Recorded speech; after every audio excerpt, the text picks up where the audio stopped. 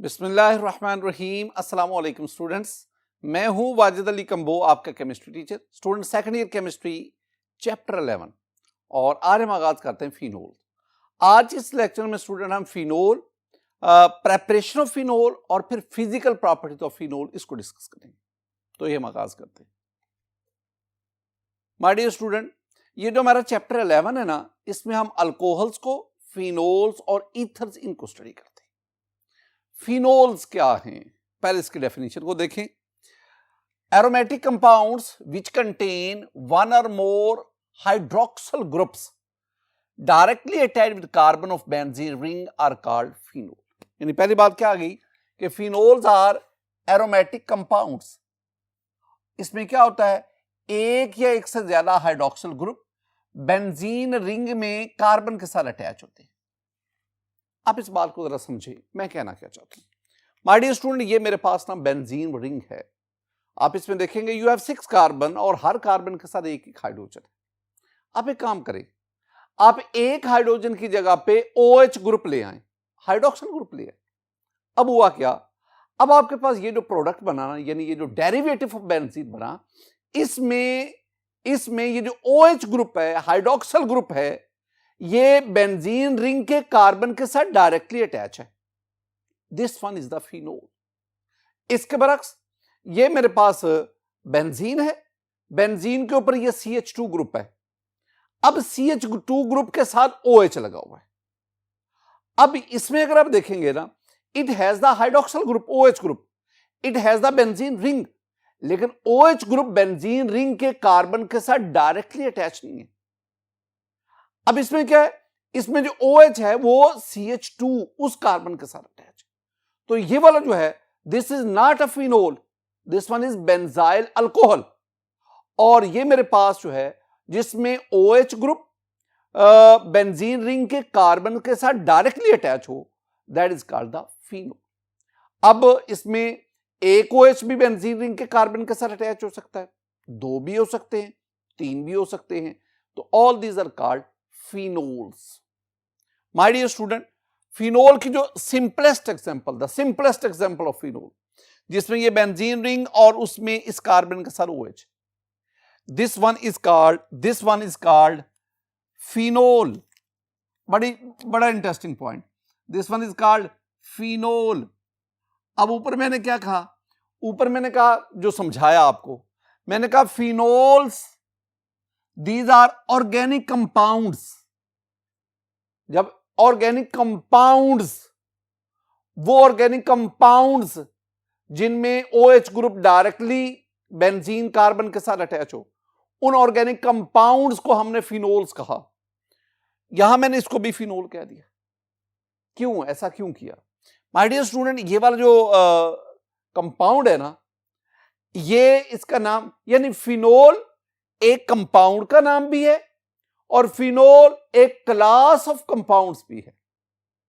उस class of compound में जो सिंपलेस्ट है उसका नाम भी फिनोल है। अच्छा, इसे हम फिनोल क्यों कहते हैं?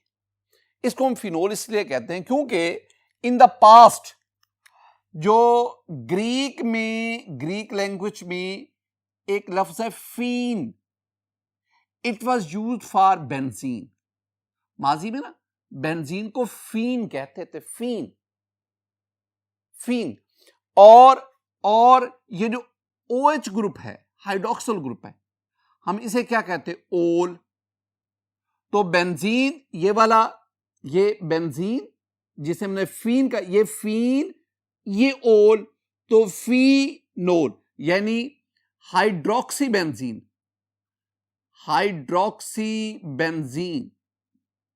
इसको हमने क्या कहते हैं, phenol.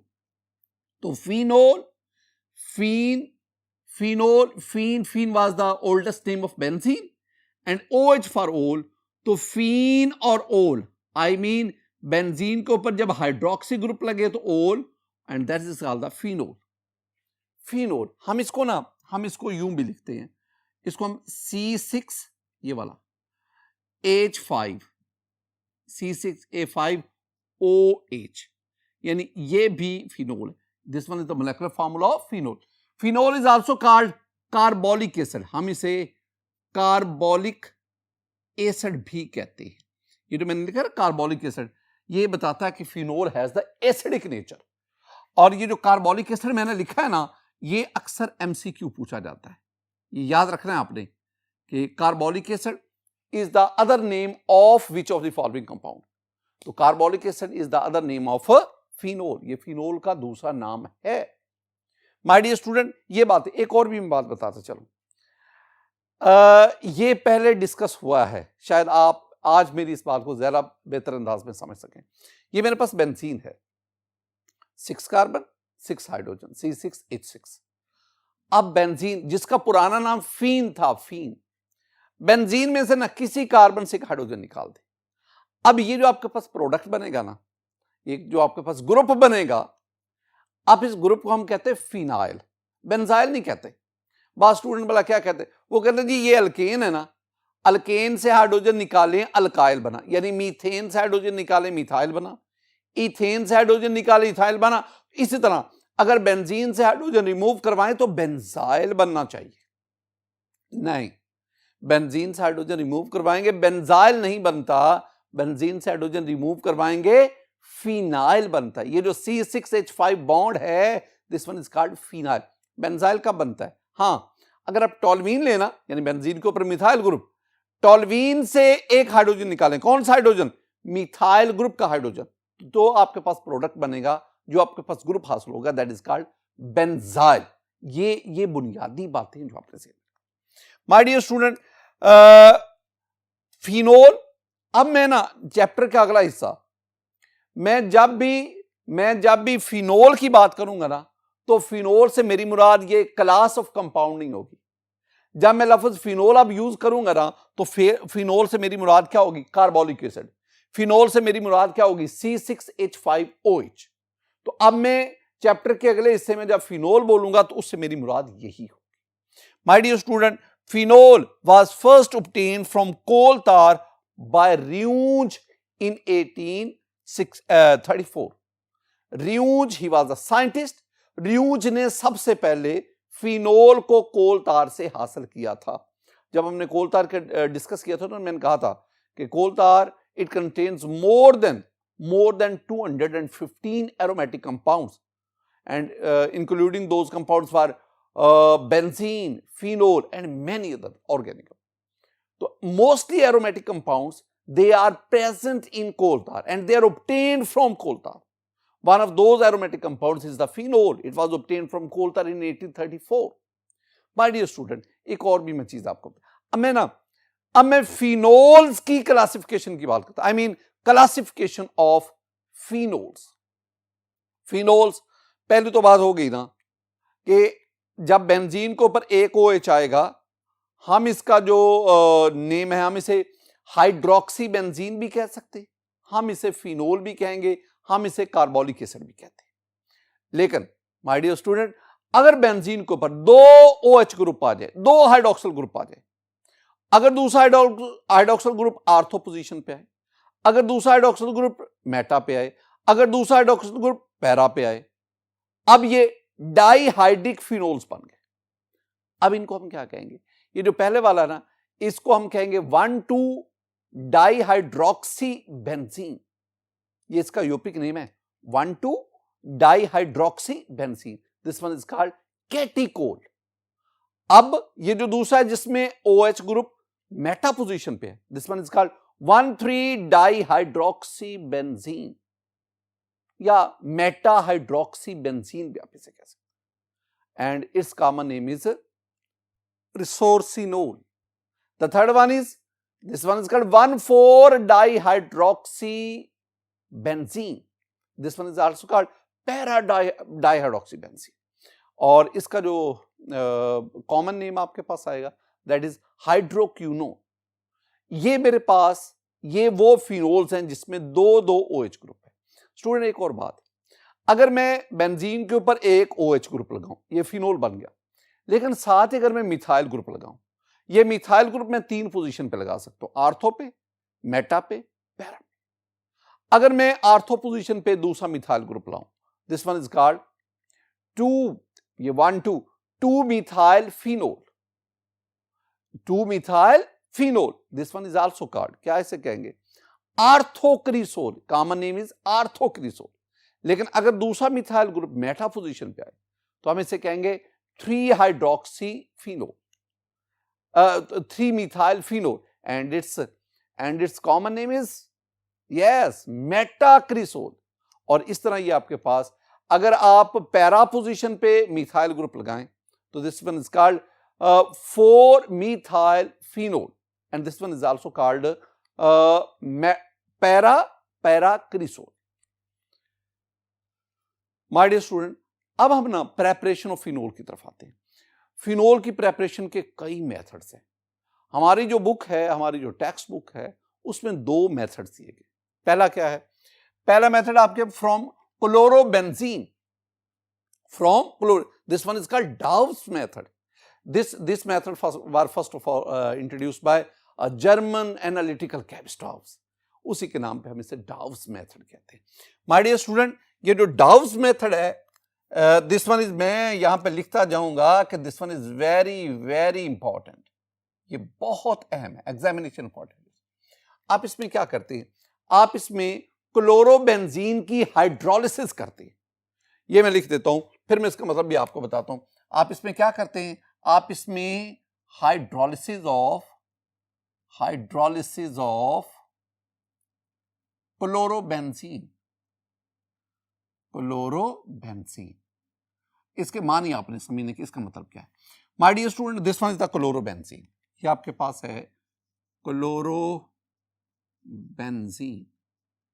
When this chlorobenzene is treated with 10% NaOH, sodium hydroxide 10%, उसके साथ हमने, यानी आपने ये ध्यान में रखना कि भी है 10% NaOH, दो दफा लिखूंगा, तो 10% NaOH के साथ इसको आप रिएक्शन करवाएंगे। The temperature should be 360 degree centigrade, मैं यहां भी लिखूंगा the temperature should be 360 degree centigrade, and you have 150 atmospheric pressure, यानी P आपके पास जो प्रेशर है दैट इज 150 एटमॉस्फेयर। जब आप ये रिएक्शन करवाएंगे ना तो आपके पास एक प्रोडक्ट बनेगा that is called sodium phenoxide. ये आपके पास सोडियम फेनॉक्साइड, क्या है सोडियम फेनॉक्साइड, ऑक्सीजन के ऊपर या बेंजीन के ऊपर जब नेगेटिव आता है, this one is called phenoxide ion, और ये सोडियम आ गया, तो दिस वन इज कॉल्ड, ये कहलाता है सोडियम फेनॉक्साइड, ये आपके पास बना। अच्छा, ये तो मैंने जो टेक्स्ट बुक में लिखा हूं मैंने वैसे लिखा है। अगर आप इसको स्टाशियोमेट्रिकली देखेंगे ना तो माय डियर स्टूडेंट, ये आपके पास क्लोरोबेंजीन है प्लस 2NaOH। जब 2NaOH से रिएक्शन करवाएंगे माय डियर स्टूडेंट, ये आपके पास जो Na ये Cl के साथ मिलकर NaCl बनाएगा, और ये आपके पास वाटर बन जाएगा, और यूं बेंजीन के ऊपर O और Na आ जाएगा। So this one is the sodium phenoxide. Stoichiometrically भी आप इसको देखें ना। अब आगे आप क्या करेंगे, आप ना इस सोडियम फेनॉक्साइड की एसिडिफिकेशन करवाएंगे। क्या बोला है, एसिडिफिकेशन। जब आप एसिडिफिकेशन करवाएंगे ना तो एसिडिफिकेशन का मतलब स्टूडेंट कि आप इसका HCl से रिएक्शन करवाएंगे। जब आप इसका HCl से रिएक्शन करवाएंगे, एसिडिफिकेशन करवाएंगे, तो हमारे पास very simple approach, very much simple approach, और वो अप्रोच क्या है कि ये तो बेंजीन रिंग आ गया, तो NaCl के साथ मिलेगा, आपके पास क्या बन जाएगा, NaCl, सोडियम क्लोराइड बन जाएगा, और ये O या सोडियम की जगह पे चला जाएगा, तो ये आ गया OH, और ये हमारे पास जो बना product, this one is a phenol. और मैं बार बार इसका ना एक नाम और भी लिखता हूं, मैं बार बार आपको कहता हूं this one is carbolic acid, this one is also called hydroxy benzene. हम इसे ना हाइड्रोक्सी बेंजीन भी कहते हैं। अब एक बात नोट करना स्टूडेंट, मैंने कहा this one is actually the hydrolysis of chlorobenzene. ये क्लोरोबेंजीन है ना, यहां से लेकर यहां तक इसकी हाइड्रोलिसिस हुई, वो खुद देख लो कैसी हुई। देखो, ये आपने क्या यूज किया, बेस, ये आपने क्या यूज किया, एसिड। जब NaOH जो बेस है जब एसिड से रिएक्शन करता है तो आपके पास सॉल्ट बना और वाटर बना। तो इसका मतलब है जब ये बेस इस एसिड के साथ रिएक्शन करेगा, सॉल्ट बना, वो ये आ गया, ये वाटर कहां गया? वाटर। तो माय डियर स्टूडेंट वो वाटर ही तो था। वाटर में क्या है? H है और OH है, ये आपके पास था। तो ये जो H है ये Cl के साथ मिलकर HCl बन गया और ये जो OH है ये इस जगह पे चला गया। एक्चुअली यही वाटर ही है जो क्लोरीन को हटा के उसकी जगह पे OH लगा देता है। तो क्या हुआ, क्या है? क्लोरीन की हाइड्रोलिसिस हुई। हाइड्रोलिसिस के लिए पहले आपने बेस का इस्तेमाल किया, फिर आपने एसिड का इस्तेमाल किया। जब एसिड और बेस दोनों यूज हो रहे हैं तो एक्चुअली आप इस सब्सटेंस की क्या कर रहे हैं? हाइड्रोलिसिस कर रहे हैं। तो हम सिंपली कहेंगे कि जब हम क्लोरोबेंजीन की हाइड्रोलिसिस करते हैं हमारे पास फिनोल हासिल होता है and this one is the Dow's method. अच्छा, एक बात और भी बड़ी इंपॉर्टेंट, इस रिएक्शन में आपके पास फिनोल डायरेक्ट नहीं बना, पहले क्या बना? फिनोक्साइड। उसकी मजीद एसिडिफिकेशन होती है। ये मैं जो टर्मिनोलॉजी यूज करते हैं इसको ना याद रखा करें। जब आप इस सोडियम फिनोक्साइड की एसिडिफिकेशन करते हैं फिर आपके पास फिनोल होता है। यानी फिनोल इनडायरेक्टली हासिल होता है, डायरेक्ट नहीं हासिल होता, इनडायरेक्ट मेथड से हासिल होता है। दूसरा हमारे पास क्या? बिल्कुल इससे मिलता जुलता, from sodium salts of benzene sulphonic acid. मैं आपसे अक्सर कहता हूं आप पहले ना हेडिंग के मान ही समझा करें। मुझे पहले ना बेंजीन सल्फोनिक एसिड को समझना है, फिर मैंने उसका सोडियम सॉल्ट बनाना है, अब फिर उस सोडियम सॉल्ट उससे मैं फिनोल की तरफ बढ़ूंगा। पहले तो मैं इसको ना बेंजीन सल्फोनिक एसिड क्या है my dear student? Benzene sulphonic acid आपके पास है, ये बेंजीन दे, बेंजीन, इसके ऊपर ना आप SO3H ग्रुप ले लें, SO3H। ये जो मैंने लिखा ना this is the benzene sulphonic acid, ये बेंजीन। अब आपने क्या करना? आपने इसका सोडियम सॉल्ट बनाना है। सोडियम सॉल्ट का मतलब आप इसका सोडियम हाइड्रोक्साइड से रिएक्शन करवाएं, NaOH से। जब आप रिएक्शन करवाएंगे तो ये H देगा, ये एसिडिक प्रॉपर्टी शो करेगा, ये H देगा, ये OH देगा। इसका मतलब वाटर निकल, ये एसिड, ये बेस ने OH दिया, एसिड ने H दिया, वाटर -H2O, वाटर निकल गया। बाकी आपके पास क्या बना? एसिड और बेस के रिएक्शन से वाटर के साथ साथ सॉल्ट बनेगा और सॉल्ट में आपके पास H की जगह पे Na आ गया और ये आपके पास बना ये प्रोडक्ट, यानी ये SO3Na and this one is called sodium salt of benzene. यानी this one is sodium salt, this one is the salt, sodium benzene sulfonate, this one is the salt. अब ये जो सॉल्ट बनाना इससे आप फिनोल हासिल करेंगे। कैसे हासिल करेंगे आइए हम देखते हैं। माय डियर स्टूडेंट, आपने ये ले लिया sodium salt of benzene sulphonic acid, इसका सोडियम हाइड्रोक्साइड से रिएक्शन करवाएं, बेस के साथ रिएक्शन करवाएं। जब बेस के साथ रिएक्शन करवाएंगे ना, जरा देखना गौर से माय डियर स्टूडेंट, आपके पास एक तो बनेगा Na2CO, Na2SO3, 4 नहीं, this is called sodium sulphide. क्या कह रहा हूं? This is called sodium sulphide, SULPHITE, sulphide, not sulphate. साथ ही साथ आपके पास क्या बना? वाटर। ये दूसरी चीज, plus we get the sodium, ये मेरे पास ONA, यहां भी मैंने जिक्र किया, ये सोडियम फिनॉक्साइड बना। तो आपके पास ये पहले स्टेप पे क्या बना? हमारे पास पहले स्टेप में बना सोडियम फिनॉक्साइड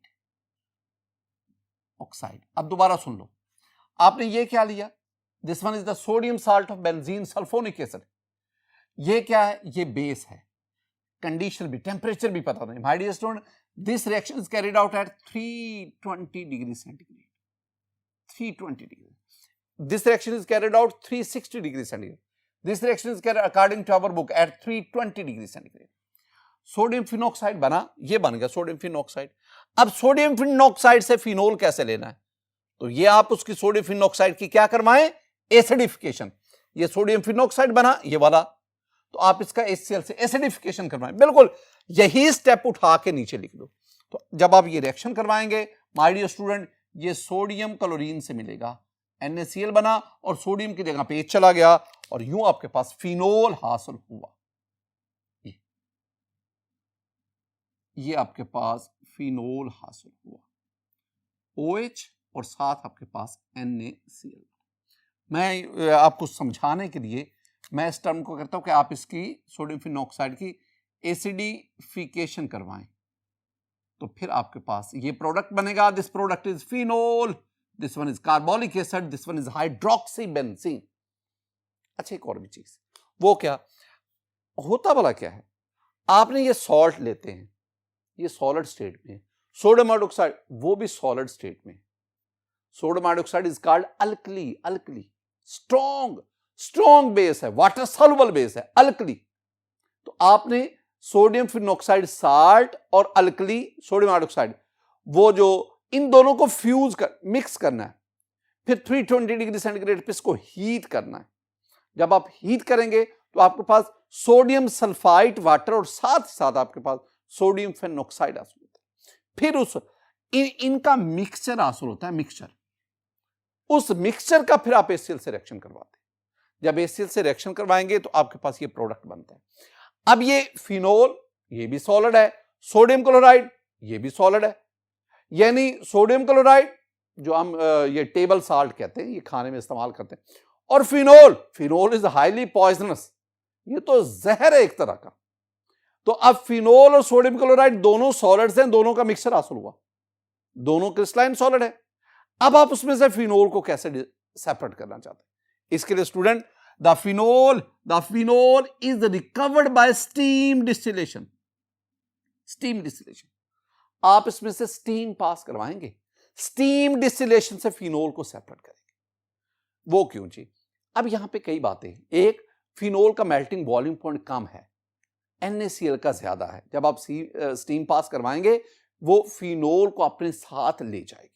और एक और भी बात, phenol is more volatile, highly volatile as compared to the NaCl।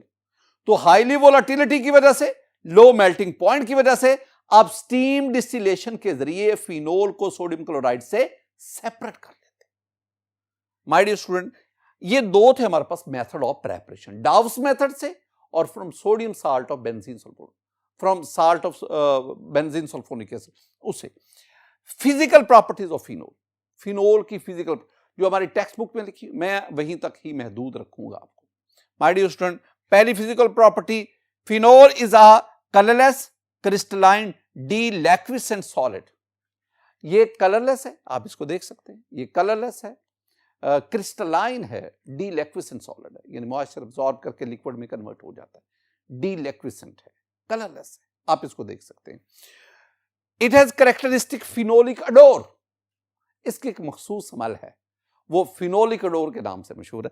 इस melting point is 41 degree centigrade and it's boiling point is 182 degree centigrade. इसका मेल्टिंग और बॉइलिंग पॉइंट ना अपने से कंपैरेटिवली सेम मोलेकुलर मास वाले जो अदर कंपाउंड है उसकी निस्बत ज्यादा होता है। वजह बहुत सिंपल है स्टूडेंट, आप ये फिनोल मॉलिक्यूल्स में देख रहे हैं, in phenol molecule we observe the hydrogen bonding, and due to hydrogen bonding, intermolecular hydrogen bonding, and due to this hydrogen bonding, phenol show higher melting point and higher boiling points. My dear student, आगे हम बढ़ते हैं, दो important इसकी physical properties discuss करते हैं। My dear student, पहली physical property that is the solubility. Solubility में हम क्या कहेंगे कि phenol are sparingly soluble in water. Room temperature पे मैं बात कर रहा हूं, मैं पहले रूम टेम्परेचर की बात कर रहा हूं, 25 degree centigrade, that is the room temperature. Room temperature पर फिनोल पानी में स्पेरिंगली किसी हद तक हल होते हैं और पिंक सॉल्यूशन बनाते हैं, यह भी एक पहचान है। क्या बनाते हैं? Pink solution. सॉल्युबिलिटी क्या है? इनकी सॉल्युबिलिटी है 9.3 ग्राम पर 100 ग्राम ऑफ वाटर। ये सॉल्युबिलिटी इसकी 9.3 ग्राम पर 100 ग्राम, बहुत कम सॉल्युबल है। माय डियर स्टूडेंट, अगली बात क्या लिखी हुई है? Phenol is completely soluble above 68.5 degree centigrade. मैंने ना फर्स्ट ईयर चैप्टर 9 में एक आपको टर्म पढ़ाई थी, फिनोल वाटर सिस्टम, और उसमें हमने क्या पढ़ा था, जरा और से देखिए। उसमें हमने पढ़ा था कि जब इक्वल वॉल्यूम ऑफ फिनोल और वाटर दोनों को रूम टेम्परेचर पर मिक्स करते हैं तो हमारे पास ये एक होमोजीनियस मिक्सचर बनता है। इसमें ये दो, एक ऊपर लेयर एक नीचे layer, these are conjugate solutions of each other. फिर हमने क्या पढ़ा, हमने कहा रूम टेम्परेचर 25 के बजाय जब आप इसको हीट करते हैं, हीट करने पर ये दोनों कॉन्जुगेट सॉल्यूशन आपस में मिक्स होते जाते हैं, और जब टेम्परेचर इस लेवल तक पहुंचता है तो अब आपके पास वो दोनों लेयर्स खत्म होगी। Now you have a homogeneous mixture, you have a single layer. अब ये जो टेम्परेचर हासिल होता है ना, this temperature is called upper consolidate temperature, this one is called critical solution temperature. तो इसका मतलब है 68.5 डिग्री सेंटीग्रेड से ज्यादा टेम्परेचर पर फिनोल वाटर में मुकम्मल तौर पर हल होकर, लेकिन इस टेम्परेचर से कम अगर रूम टेम्परेचर की बात करेंगे तो उस पे आपके पास ये दो यानी स्पेरिंगली सॉल्युबल होगा और आपके पास ये दो कॉन्जुगेट सॉल्यूशन हासिल। ये मैंने सॉल्युबिलिटी की बात की। Next student, we have the uses. एक दफा ना एग्जाम में क्वेश्चन आया था कि write down any 2 uses of phenol. हमारी बुक में तो एक का जिक्र है ना, वो देखो क्या लिखा हुआ है कि फिनोल इज पॉइजनस। ये जो मैं फिनोल की बात कर रहा हूं ना, ये मैं कार्बोलिक एसिड की बात कर रहा हूं। जो अदर फिनोल्स हैं they are also highly poisonous, highly toxic. तो phenol is poisonous, it is used as a disinfectant in hospitals and washrooms. Phenol is highly toxic and they kill all kind of cells. चूंकि ये micro organism को किल कर देते हैं, लिहाजा ये antiseptic के तौर पर, डिसइंफेक्टेंट के तौर पर यूज करते हैं। और वॉशरूम्स के अंदर, हॉस्पिटल्स के अंदर आपने वो फिनोल को देखा होगा। हम घरों में भी क्या करते हैं, हम घरों में भी ना सफाई के बाद हम वहां पे फिनोल वगैरह उसके जरिए, ताकि जर्म्स वगैरह, माइक्रो ऑर्गेनिज्म वगैरह, बैक्टीरिया वो किल हो सके। तो एक क्लीन एनवायरनमेंट के लिए फिनोल का इस्तेमाल किया जाता है। माय डियर स्टूडेंट, यूजेस इसके और भी कई हैं, मैं आपके साथ डिस्कस कर सकता हूं कि आगे चल के हम पढ़ेंगे कि phenol can be used to prepare the bakelite. That is a very useful polymer. Phenol can be used to prepare the picric acid. ये जो picric acid है 2,4,6 trinitrophenol, this one is the picric acid. This one is an explosive material. और कई तरह के compounds उनकी preparation में phenol इस्तेमाल होता है। आपने ये दो यूजेस इसके, एक तो मैंने जो सिंथेटिकली बताया बेकेलाइट वगैरह, पिक्रिक एसिड और भी कई कंपाउंड, उनकी मैन्युफैक्चरिंग में फिनोल इस्तेमाल होता है, और दूसरा ये बताओ disinfectant use because this one is highly toxic. My dear student, आज के इस लेक्चर में मैंने आपको फिनोल्स बताए, फिर मैंने आपको प्रेपरेशंस और method of preparation of phenol I mean carbolic acid, फिर हमने इनकी प्रॉपर्टीज को पढ़ा। मेरी दुआ है कि अल्लाह ताला आप पर अपना फजल फरमाए, अल्लाह ताला आप पर अपना करम फरमाए। अस्सलाम वालेकुम व रहमतुल्लाह।